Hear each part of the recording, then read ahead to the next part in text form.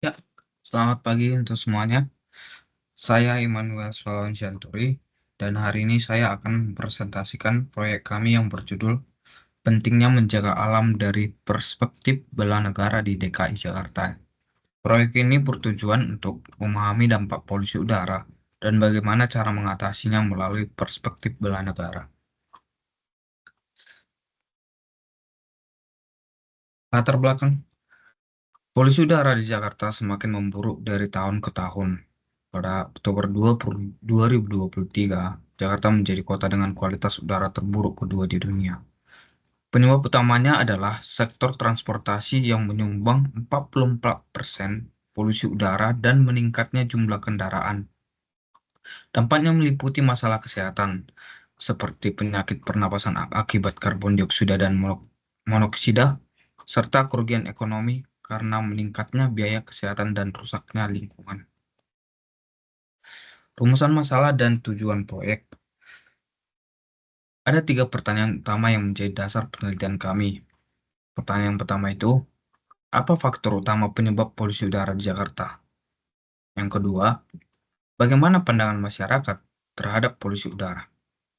Dan yang ketiga, apa langkah yang bisa dilakukan untuk mengurangi polusi udara?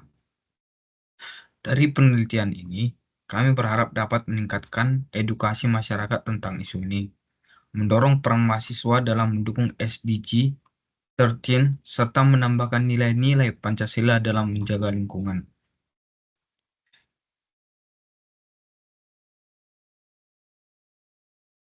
Tujuan proyek. Adapun tujuan proyeknya dari segi edukasi masyarakat itu menjadi sarana edukasi tentang pentingnya isu polusi udara dan meningkatkan kesadaran masyarakat.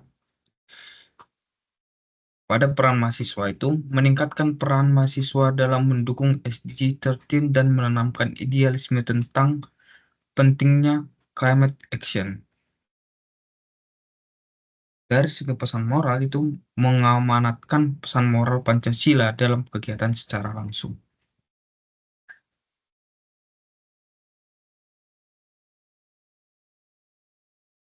Analisis ancaman dalam pertahanan negara. Polusi udara bukan hanya masalah lingkungan, tetapi juga dapat dikategorikan sebagai ancaman bagi pertahanan negara dalam aspek berikut. Yang pertama itu ada ancaman kesehatan, yaitu menyebabkan penyakit pernapasan dan menurunkan produktivitas masyarakat.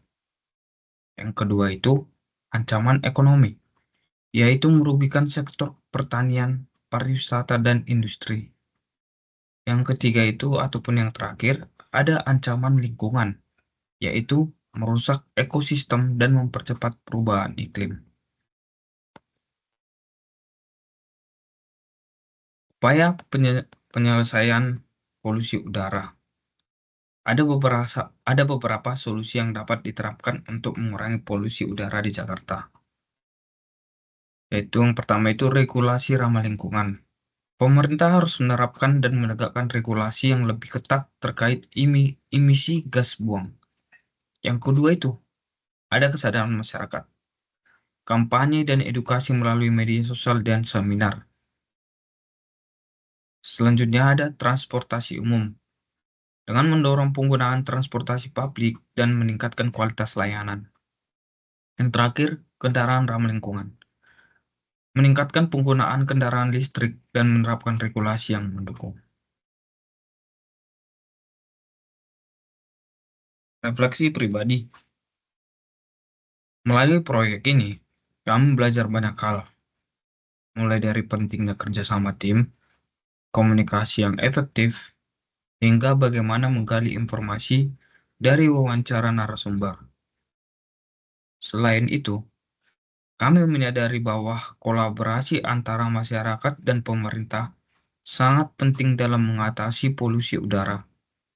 Jika kepercayaan masyarakat terhadap kebijakan pemerintah rendah, maka solusi yang ada akan sulit diterapkan.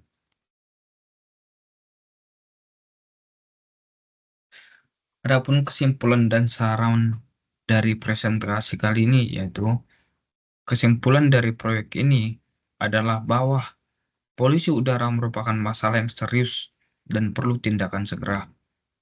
Kesadaran masyarakat masih perlu ditingkatkan melalui edukasi dan sosialisasi, serta regulasi yang lebih ketat harus diterapkan. Dalam proyek berikutnya, kami menyarankan agar wawancara dan riset dilakukan dengan persiapan yang lebih matang, agar data yang diperoleh lebih relevan dan mendalam.